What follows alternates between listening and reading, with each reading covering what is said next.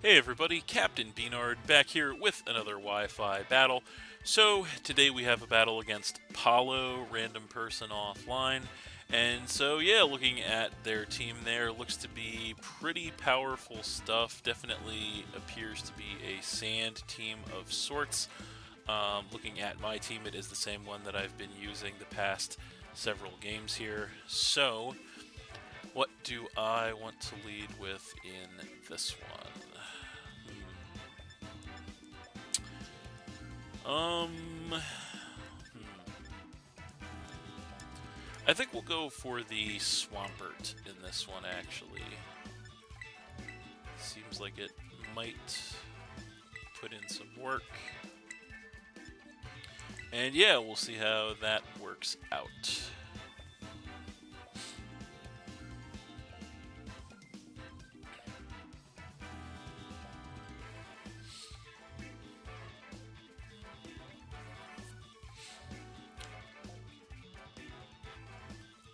Alright. So there he is.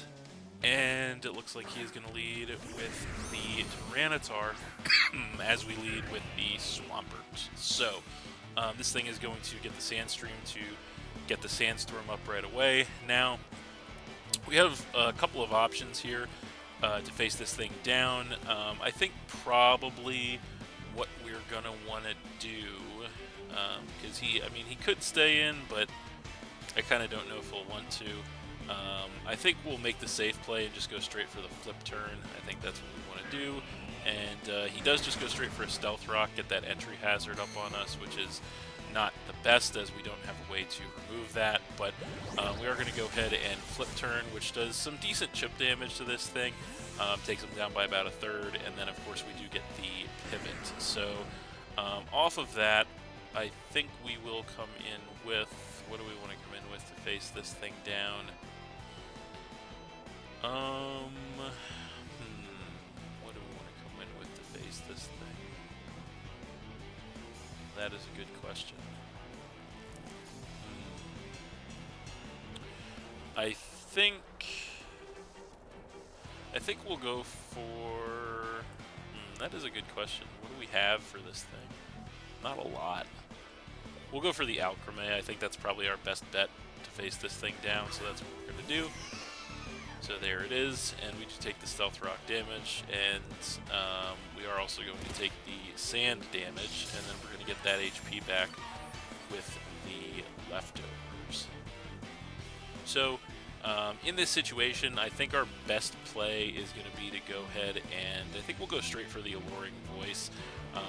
Don't really want to play around with this thing as he does go for the switch, so perhaps we could have stat boosted, but didn't want to risk it, so he's going to go ahead and come in with the Glamora, of course, as we go for the Alluring Voice. Not going to do too much damage to this thing, and then we are going to take some sand damage, and this thing is going to get some HP back with the Black Sludge. So we are also going to get some HP back with the Leftovers. So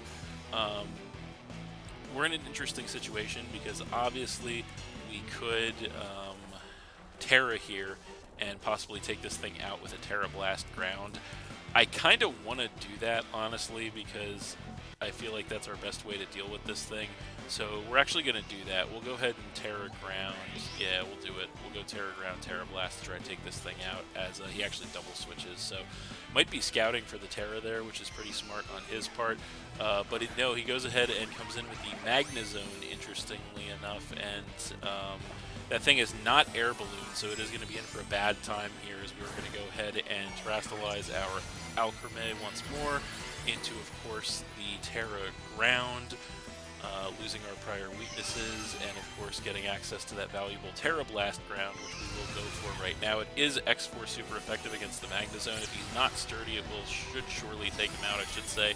And in fact, he is not sturdy, so that works out very well for us. We get rid of the Magnezone right away and knock him down to 5 Pokemon, so that is pretty useful. We do get some more HP back with Leftovers, not taking sand damage now, because we are now a ground type, which is nice. And yeah, that did work out pretty well for us. So We'll see what he wants to come in with in response to that. What is it gonna be? It is going to be the Gliscor. So that thing comes in, and so how do we want to play this with the Gliscor is the question. I think what we want to do here is we do want to preserve Alcremé because it's pretty useful. We have a couple switches here, but I think the one we're going to go for is, I think we're going to go for the Forretress, because we want to get some hazards up on him, because obviously he has hazards up on us and we can't get rid of them. So we'll do just that. So we'll come in with the Forretress here. We do take the Stealth Rock damage there, unfortunately, as this thing is going to knock off, so that's not going to do much damage, but it is going to get rid of our leftovers, unfortunately, as this thing is going to get poisoned with the Toxic Orb, of course, as you would expect. So I think what we'll do in this situation, I think we're just going to start throwing up layers of spikes. I think that's our play here. So we're going to go for one layer of spikes here. He does go for the switch. What does he want to bring in to face the Forretress, though? It is going to be the Houndstone.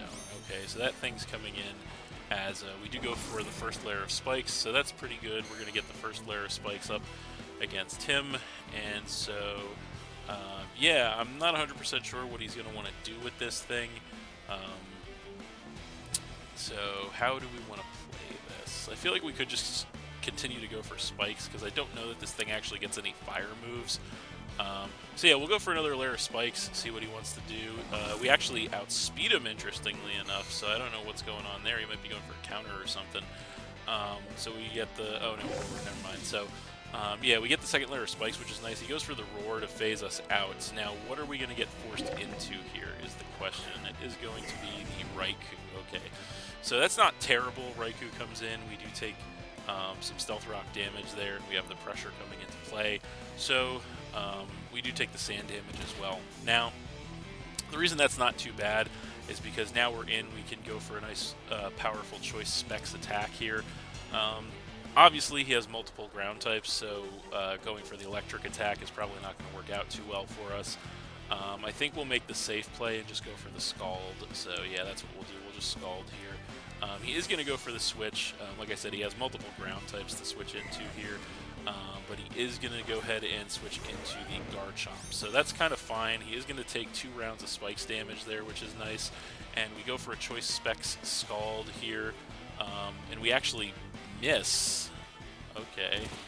So that's not great. So maybe this thing has... I don't remember if this thing actually... I guess it does get... perhaps it does get... I just want to look to refresh my memory. I didn't know for sure if this thing got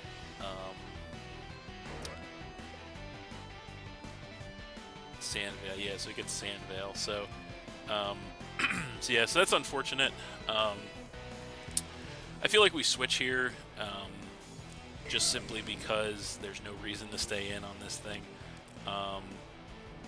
We could go into either Staraptor or Forretress. How do we want to play this? Kind of don't want to go into Staraptor and take the rocks. Yeah, we'll just go into Forretress. I feel like that's probably the safer play. So we'll do just that and see what he wants to do here. He could just be going for the Earthquake, but we go for the Forretress. We take some Stealth Rock damage as he goes for a Dragon Tail. So not going to do too much damage to us there, but we do get phased out once again here. So what are we going to get forced into this time is the question.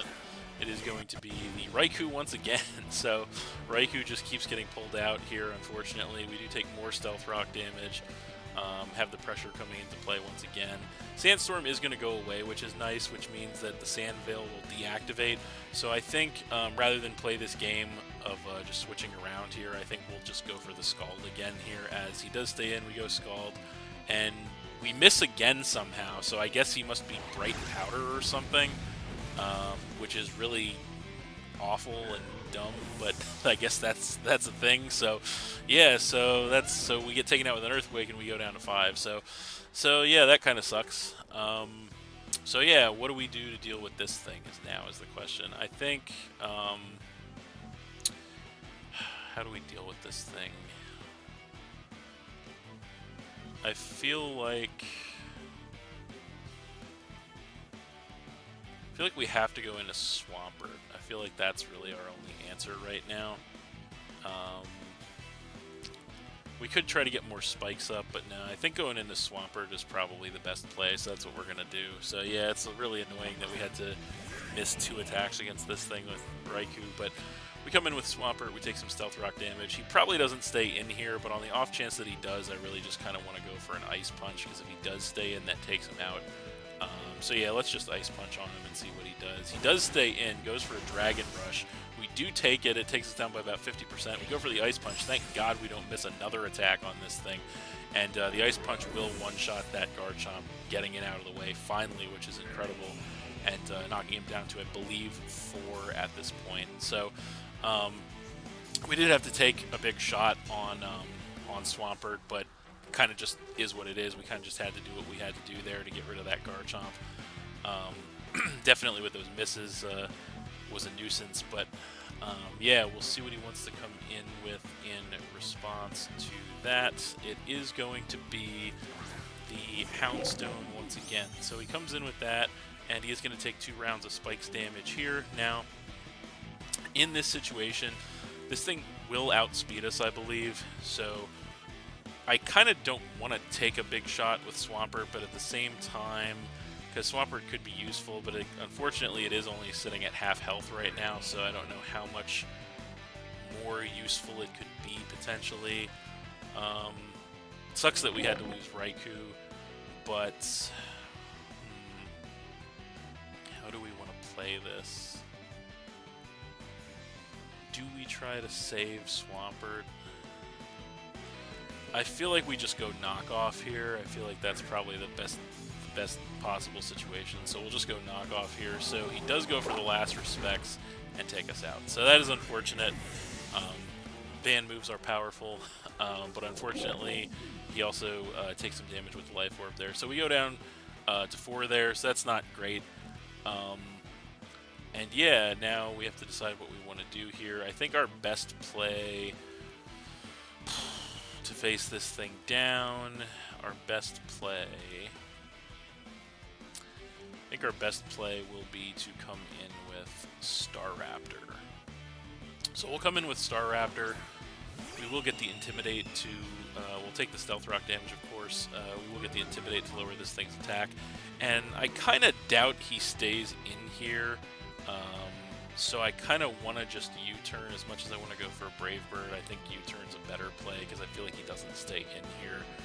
So let's U-turn because I feel like he switches. So he does switch, which is good.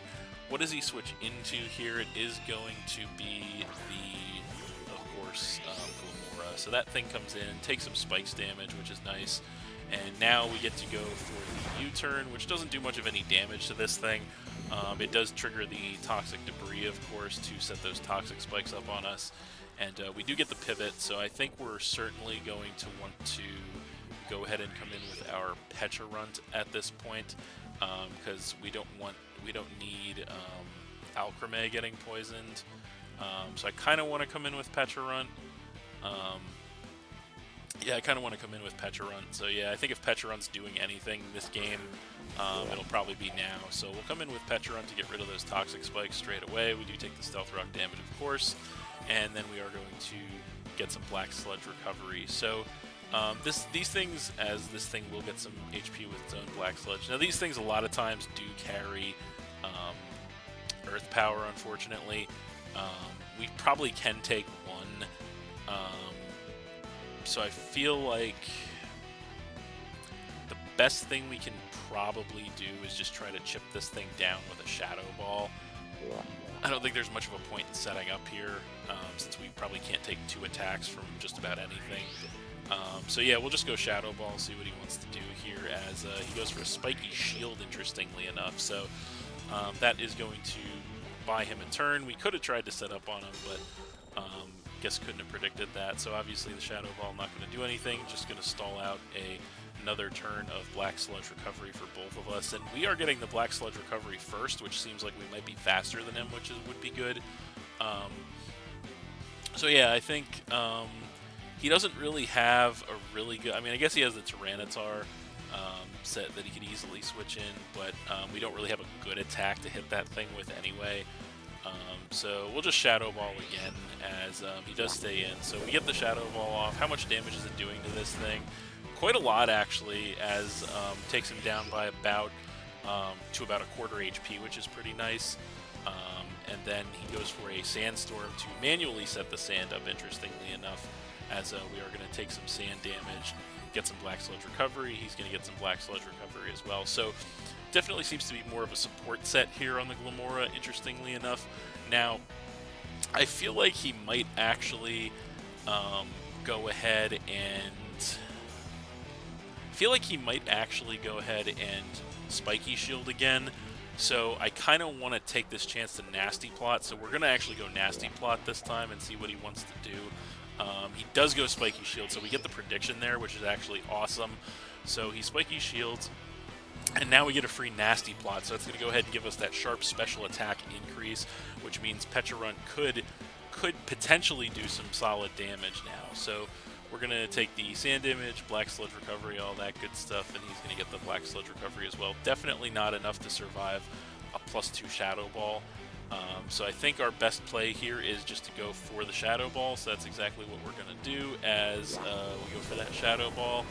And yeah, from that range, we'll definitely be taking that Glimmora out and knocking him down to, I believe, 3 Pokemon at this point.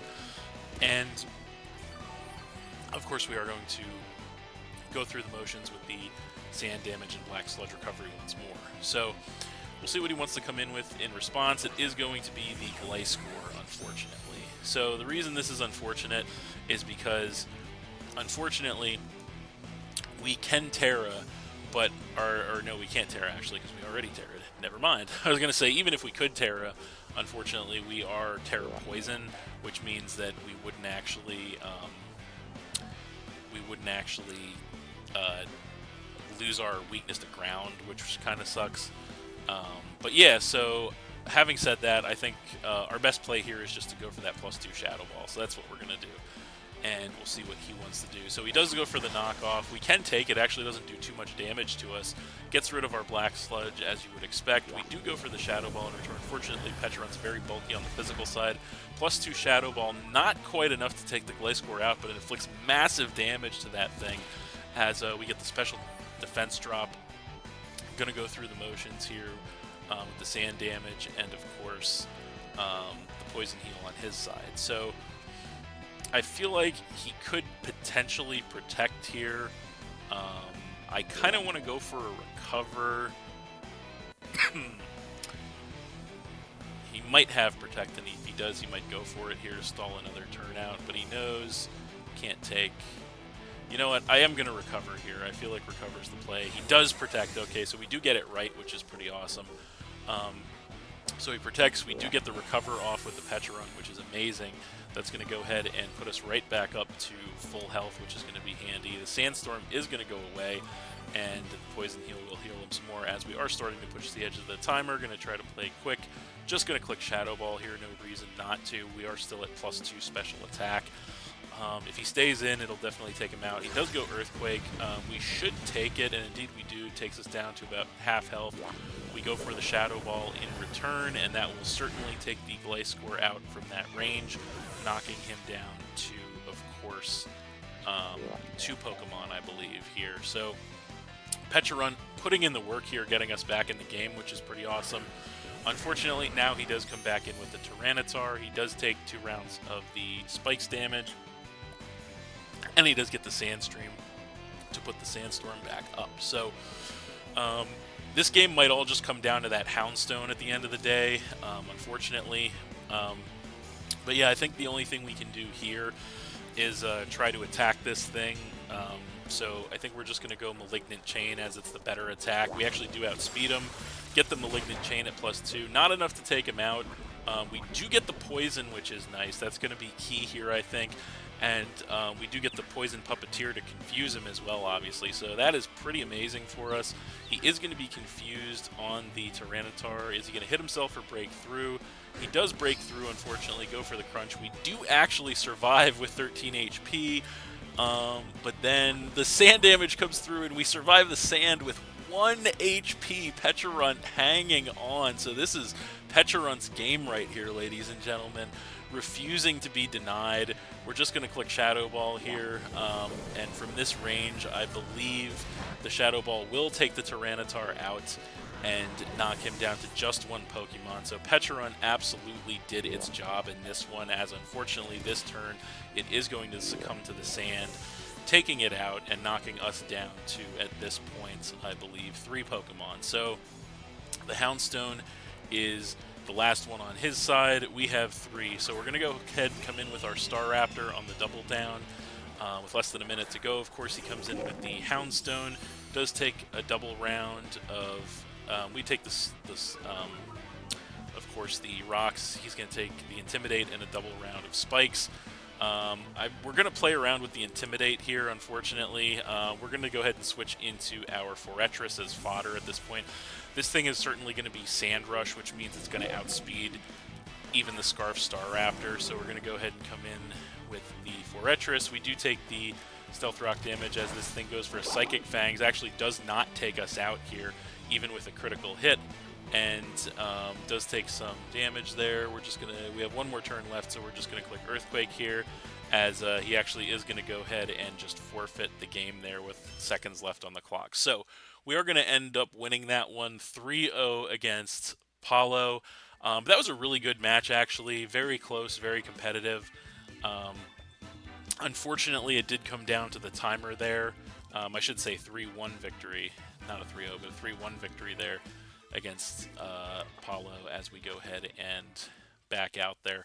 But yeah, unfortunately, second game in a row there that the timer plays a factor. Pretty disappointed because I kind of wanted to see the end game there. I guess at the end of the day, it would have all come down to whether or not... I think it would have just come down to whether or not Alcremie could take an attack at that point. Because my plan at that point was simply because of Last Respects being a thing, obviously. Well, I guess it might not have come down to that, because my plan, after sacking off the Forretress, because he definitely would have gone for Last Respects, taking the Forretress out, at that point, that obviously leaves us with Staraptor and Alcremie. So my first plan would be to come in again with Staraptor, get that Intimidate to cut his attack, so now he's at -2. And then at that point, hope that either Staraptor can take an attack at -2, and if it can't, hope that Alcremie can take an attack at -2. That was really all we could do. So I can't say for sure who would have won that or not. I think, depending, Staraptor might have been able to take, if the best thing he had was Psychic Fangs for the Staraptor, we might actually been able to take a -2 Psychic Fangs. And then, if not, it would have just been on whether Alcremie could take a -2 Last Respects, which I feel like we probably could have, since we were pretty close to full HP with max HP investment. So I feel like either way, we probably would have had that one at the end, although it would have been a lot closer, obviously. But unfortunately, just another case of the timer, getting the technicality victory. But of course, we would like to play these things out to the end. But of course, unfortunately, the timer is just a killer, and it would be nice to have just a few more minutes. If we could have just 5 more minutes on the timer, it would make all the difference in the world. This is just another example of that. But that's going to do it for this one. So thanks for watching again, everyone. Hope you all enjoyed. Please hit that like button, leave a comment, and or subscribe if you did enjoy, and stay tuned for more new battles in the future. Also, this is going to be the last match that I post with this team. I had a lot of fun using it, and it worked out very well for me. But as is always the case, I am going to be putting it to the side, and next time I'm going to have another brand new team for you guys. So, that's it, and we'll see you next time.